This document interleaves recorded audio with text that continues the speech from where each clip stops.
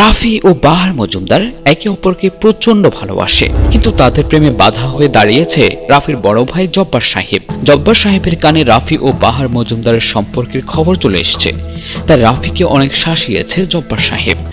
আজ অনেক কষ্ট করে বাহার সাথে দেখা করার জন্য রাস্তার পাশে দাঁড়িয়ে রইল। বাহার কাছে আসতেই রাফি বলল, এখন কি করবে? ভাইয়া তো সব জেনে গেছে, ভাইয়া তো আমাকে নিষেধ করেছে তোমার সাথে যেন সম্পর্ক না রাখি। বাহার বলল, আগে দিনের বেলায় দেখা করতাম, এখন রাতে দেখা করব। রাফি বলল, কিভাবে রাতে দেখা করবে? রাতে যদি ধরা পড়ে যায়? বাহার মজুমদার বলল, ওই বুদ্ধি আমার মাথায় আছে, রাতে যাতে পাড়ার আর কোনো লোক ঘর থেকে বের না হয় সেই ব্যবস্থা আমি আজকে রাতে থেকে করা শুরু করব। রাফি বলল, তুমি আবার কি ব্যবস্থা করবে? তুমি কি সবাইকে নিষেধ করবে যেন সন্ধ্যার পরে কেউ ঘর থেকে বের না হয়? বাহার মজুমদার বলল, আমি কাউকে নিষেধ করব না, কিন্তু ওরা ভূত দেখে ভয় পেয়ে ঘর থেকে সন্ধ্যার পর বের হবে না। রাফি বলল, যা করবে তাড়াতাড়ি করো, তোমার সাথে আমি একদিন দেখা না করে থাকতে পারবো না। বাহার মজুমদার বলল, ঠিক আছে, আজকে সন্ধ্যার পরে তুমি খবর পেয়ে যাবে, তারপর আমরা নির্দ্বিধায় একে অপরের সাথে দেখা করতে পারবো। রাফি বলল, তাহলে আমি এখন গেলাম, রাতে তোমার সাথে দেখা হবে। রাফি চলে গেল। রাতের বেলা চারদিকে গুটগুটে অন্ধকার। একটা ভূত সাদা কাপড় পরে মাথায় মুখোশ নিয়ে দাঁড়িয়ে আছে। জব্বার সাহেব হেলাল শিকদার রাস্তা দিয়ে হেঁটে আসছিল। হঠাৎ কিসের জন্য একটা শব্দ শুনতে পেল। হেলাল শিকদার বলল, ভাইজান কোন শব্দ শুনতে পাচ্ছেন? জব্বার সাহেব বলল, হ্যাঁ, আমি তো একটা শব্দ শুনতে পেয়েছি। হেলাল শিকদার বলল, সাথে আতরের খুশবু পাচ্ছেন? জব্বার সাহেব বলল, হ্যাঁ, আতরের ঘ্রাণ পাচ্ছি। হেলাল শিকদার বলল, আমার নানি বলেছিল আতরের ঘ্রাণ এবং এ ধরনের শব্দ শুনতে পেলে ওখানে ভূত জিনগুলো নাকি আছর করে। জব্বার সাহেব বলল, ভূতকে আমার খুব ভয় লাগে, ভাই হেলাল তুই দয়া করে আমাকে ধরে একটু ঘরে দিয়ে আয়। হেলাল শিকদার বলল, ঠিক আছে ঠিক আছে, চলো। এমন সময় ওরা ঝোপের ভেতরে ভূত দেখতে পেল। সারা শরীর সাদা কাপড়ে ঢাকা, কি বিদঘুটে চেহারা। জব্বার সাহেব ও হেলাল শিকদার মুসিবতের দোয়া পড়তে লাগলো, লা ইলাহা ইল্লা আনতা সুবহানাকা ইন্নী কুনতু মিনাজ জালিমিন। ওরা মুসিবতের দোয়া পড়তে পড়তে ওখান থেকে চলে গেল। ঝোপের আড়াল থেকে বাহার মজুমদার বের হয়ে বলল, আমার প্রেমে বাধা, এবার টেনশন ফ্রি হয়ে প্রেম করব। যাই, রাফিকে ঘর থেকে ডেকে বের করি। বলে বাহার মজুমদার ওখান থেকে চলে গেল। জব্বার সাহেবের ঘরের সামনে এসে হেলাল শিকদার ভাবি ভাবি বলে ডাকতে লাগলো। তানিয়া ও রাফি ঘর থেকে বের হলো। হেলাল শিকদার ও জব্বার সাহেবকে দেখে তানিয়া বলল, কি ব্যাপার, তোমার ভাইয়ের কি হয়েছে? এভাবে কাঁপছে কেন? জব্বার সাহেব বলল, কাঁপছে কেন বলছো? ভূত দেখেছি, ভূত। তানিয়া বলল, ভূত দেখেছো মানে? হেলাল শিকদার বলল, হ্যাঁ ভাবি, আমরা এখন মির্জাপুকুর পার দিয়ে আসার সময় ভূত দেখেছি।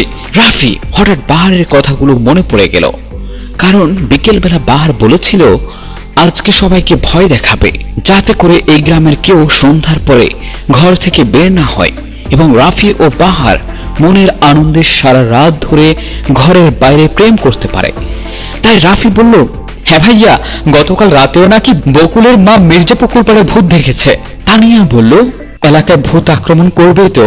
এই গ্রাম থেকে ধর্ম, কর্ম, ওয়াজ, মাহফিল সব উঠে গেছে, এখন তো অশুভ আত্মা ভর করবেই। চলো, ঘরের বাইরে বেশিক্ষণ দাঁড়িয়ে থেকে লাভ নেই, ঘরের ভেতর চলো। জব্বার সাহেব বলল, হেলাল তোর এ রাতে ঘরে যাওয়ার দরকার নেই, আমাদের এখানে ড্রয়িং রুমে শুয়ে থাক, কাল সকালে চলে যাস। হেলাল শিকদার বলল, ঠিক আছে ভাইজান, আমি আর যাব না, চলেন ঘরে চলেন। ওরা সবাই ঘরের ভেতর ঢুকে গেল। বাহার মজুমদার রাফি যে রুমে থাকে সেই রুমের জানলা দিয়ে সে জানলায় টোকা দিয়ে রাফিকে ডাকতে লাগলো। রাফি জানলা খুলে ভূত দেখতে পেল। রাফি একটু ভয় পেল না, কারণ সে জানে বাহার আজকে ভূত সেজে আসবে। তাই রাফি বলল, বাহার আমি তোমাকে চিনেছি। বাহার মুখটা খুলে বলল, চিনেছো যখন তাহলে ঘরের ভিতরে বসে থেকে লাভ কি, বাইরে এসে তুমি পুকুর ঘাটে যাও, আমি আসছি। বাহার পুকুর ঘাটের দিকে চলে গেল। বাবলা ও কায়েস রাস্তা দিয়ে আসছিল। কায়েস হঠাৎ খেয়াল করলো দুটো ভূত যেন কি করছে। তখন কায়েস বাবলাকে বলল, বাবলা ভাই দেখেন তো, দুটো ভূত ওখানে শুয়ে আছে। বাবলা খেয়াল করলো দুটো ভূত কি যেন করছে। কায়েস বলল, ভাইজান দেখেছেন, ভূত সরাসরি দেখা যাচ্ছে। বাবলা বলল, ধর কিসের ভূত? কায়েস বলল, হ্যাঁ ভাইজান ভূত, অনেকে দেখেছে এখানে ভূত আছে। বাবলা বলল, চল তো আজকে ভূত ধরবো। কায়েস বলল, আপনি গেলে যান, আমি যাব না। বাবলা বলল, আমার সাথে আয়, তোকে ভূতের বাড়ি নিয়ে যাব। বলে ওকে টেনে ভূতের কাছে নিয়ে গেল। রাফি ও বাহার শুয়ে কথা বলছে। বাবলা ও কায়েস কাছে যাওয়ার সাথে সাথে বাহার বলল, হালুম, মানুষের গন্ধ পেলুম, আজকে তোদের ঘাট মোটকে খাবো। কায়েস বলল, ভূত বাবা, আমার কোনো দোষ নেই, দোষ হচ্ছে বাবলার, ওকে ধরুন।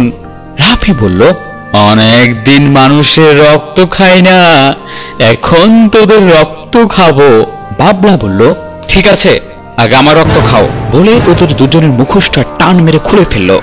কায়েস বলল, আল্লাহ, এটা তো বাহার মজুমদার ও জব্বার ভাইয়ের বোন রাফি।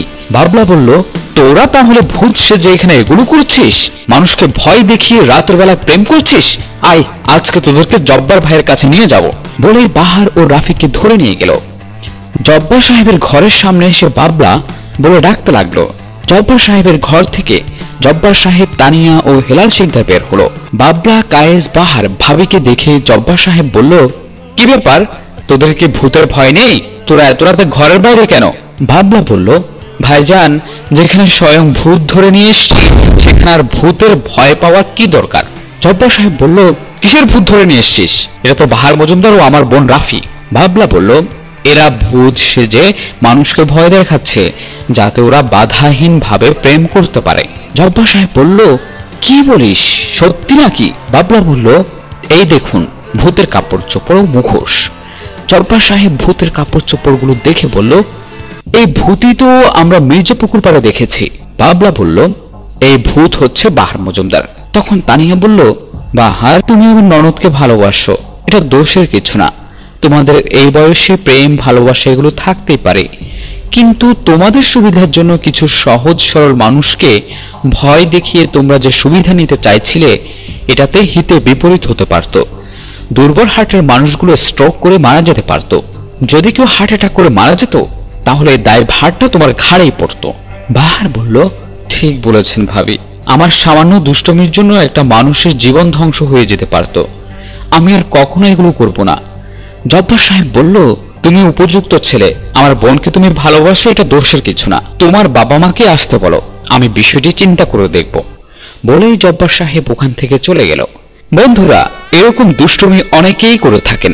একটা কথা মনে রাখবেন, হঠাৎ করে কাউকে ভয় দেখানো এটা মোটেও ভালো কাজ না। তাতে দুর্বল হার্টের লোকগুলো যে কোনো মুহূর্তে অ্যাক্সিডেন্ট করতে পারে। তাই কোনো রকম ভয় ভীতি প্রদর্শন করা থেকে বিরত থাকুন। আমাদের এই গল্পটি কাল্পনিক। আপনাদের যদি ভালো লেগে থাকে তাহলে লাইক, কমেন্ট, শেয়ার করে আমাদের সহযোগিতা করুন। ধন্যবাদ।